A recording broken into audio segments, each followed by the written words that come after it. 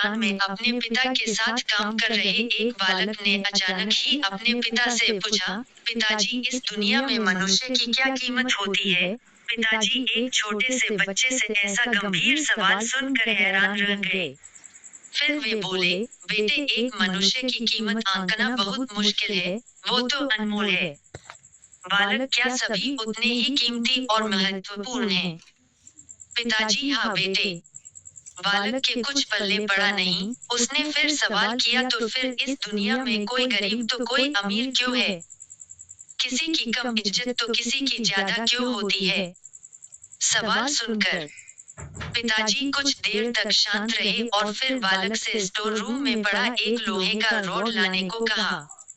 Rod लाते ही पिताजी ने पूछा, इसकी क्या कीमत होगी? बालक, लगभग 300 रुपए।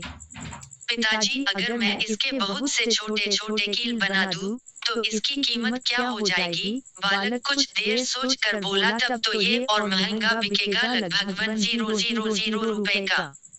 पिताजी, अगर मैं इस लोहे से घड़ी के बहुत सारे स्प्रिंग बना दूं तो? बालक कुछ देर सोचता रहा और फिर एकदम से उत्साहित होकर बोला, तब तो इसकी कीमत बहुत ज्यादा हो जाएगी।